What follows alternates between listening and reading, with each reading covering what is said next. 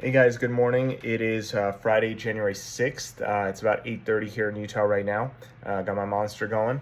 Another quick video, another busy day, so I'm just going to jump right into it. Very interesting news in the markets. So the Dow is up. Right now the Dow is up about 350 points. The Nasdaq up about 60, and the S&P is 37. So pretty solid numbers.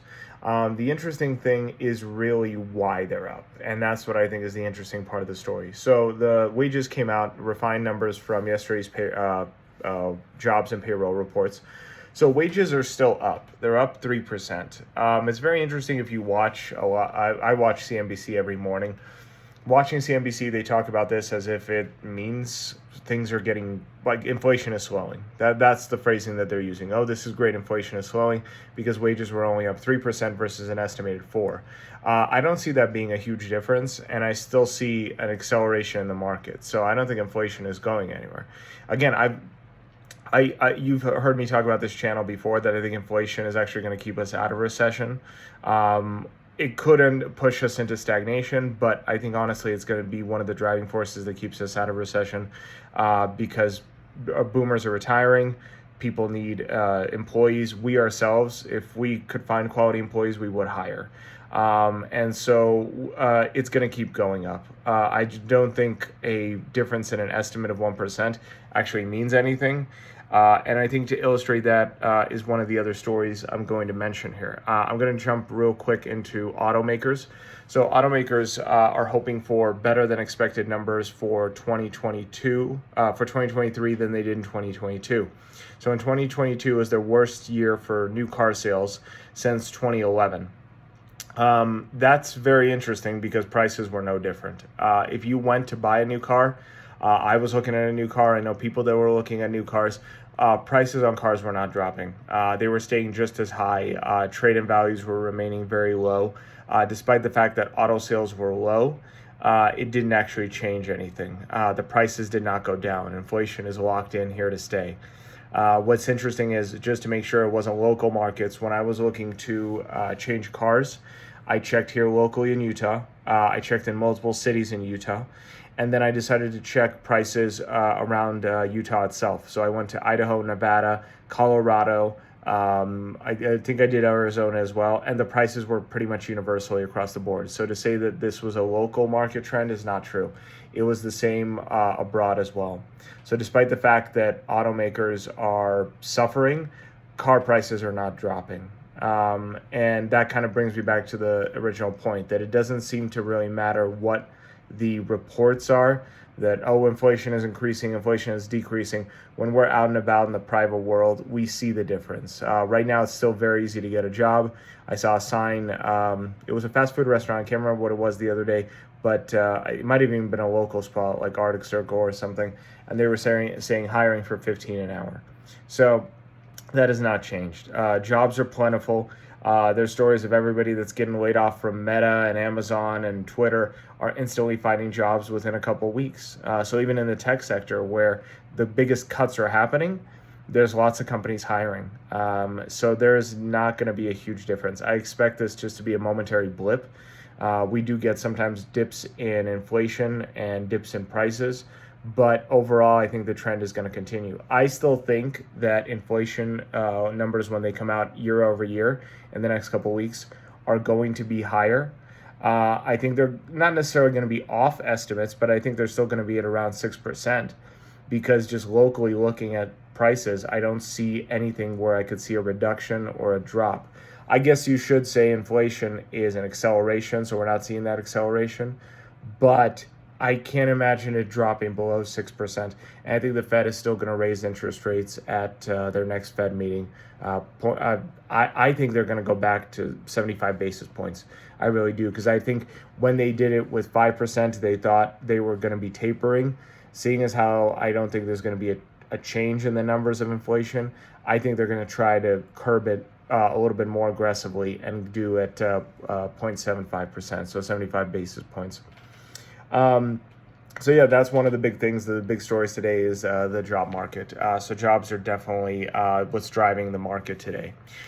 Just some other interesting stories. So the also on the job front, people that have been permanently unemployed. So there's this number out there of people that have been like out of work for an extensive period of time. They're not even being counted, right? Sometimes these are, stay-at-home parents. Sometimes it's retirees. So those can skew the numbers a little bit. But these are really the people that are often, not able to find any kind of work at all. Pre-COVID, it was at 2 million. Right now, it's at 1.1 million. That's kind of astounding that it's fallen by almost 50%. That just gives you an idea of how hungry the market is for jobs and why I don't think inflation is going to slow down. Another interesting story is this one is kind of unrelated to the greater market, but I think still an interesting story to say. So this is a company I've not heard of until today. So there is a car manufacturer in China, abbreviation is BYD. I guess they're Warren Buffett backed, and they are one of the largest electric car producers in the world. They're the largest electric car producer in China, and they have outsold Tesla. And are continuing to outsell Tesla on a daily basis. They are actually raising their prices while Tesla is actually slashing prices in order to get people to buy them. That's very interesting. The other interesting thing is, again, being a Chinese company, they have ownership of their own supply chain, whereas Tesla is very reliant on China, Taiwan, and other manufacturers for their parts. So they're completely domestically manufactured. I think this is a very strong competitor for Tesla. In the international markets, I don't think that this is going to make much headway into the US, right? We don't really see Chinese automakers making any headway in the US yet. Anything can change. But I think this does mean a lot for international markets. China is a massive market. Obviously, Tesla wants that market, but I think they're going to be facing a lot of strong headwinds. And I think kind of the Goldilocks period for Tesla has kind of ended. For the longest time, they could kind of do no wrong. I think a lot of that is also public perception. I think there's a lot of negativity towards Elon Musk right now in the market, so that's why Tesla is suffering. But at the same time, Tesla is finally facing competition that it really hadn't before. Up until this point, Tesla was playing in a solo market. They were, if you listen to Peter Thiel, either 0 or 1, they were 1, right? They were monopolizing the electric car market. Now everybody is building an electric car. Hyundai has beautiful electric cars. Ford is doing amazing things with electric cars. There's Rivian, which honestly I did not have a lot of belief in. I still think they're the ugliest looking truck I've ever seen. I honestly think the Cybertruck is better looking, and the Cybertruck is ugly. By the way, Cybertruck still has not launched. But that car is making a lot of headway. We have tons of them here in Utah. They are on the roads. People love those cars. They use those cars. You will see them everywhere. You'll even see them in the mountains sometimes. Which is pretty impressive considering that obviously it's an electric. It gets a little more dangerous being in the mountains with those. My brother, who actually has a YouTube channel of his own, Shwazy, Shwazy / look him up. He did a great review on the Rivian and what an efficient car it is. Huge fan of it. Also, he did one on the Ford F-150 Lightning. Loved that car. So this is definitely a market that is heating up, and I think Tesla's uninhibited growth is kind of behind it now. It's in a mature market. It's not a startup anymore. It's facing real competition.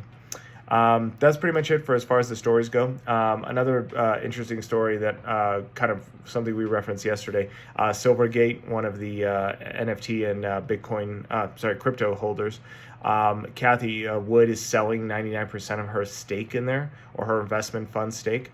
Partly that's her because her fund is doing very badly. I think they're liquidating because they have to. But also it's another example of people pulling out of crypto. Interestingly enough, Bitcoin is not actually all that down. Bitcoin is the only one I actually usually follow. I don't have the numbers here in front of me, but Bitcoin was not down all that much. In fact, it's remained fairly stable. But the overall crypto market is definitely taking a dive. So that's just something interesting. This will be the last video for the week because I'll be on break for the weekend, coming back on Monday. Not much to talk about from a personal business standpoint, just kind of general day-to-day activities. Fridays are usually a little slower for me, but I still have a ton of work to catch up on. So that's it for today. Wish you guys the best. Hope you have an amazing weekend. Hope you get enough rest so that you can come back strong for the new week. Thanks, guys. See you later.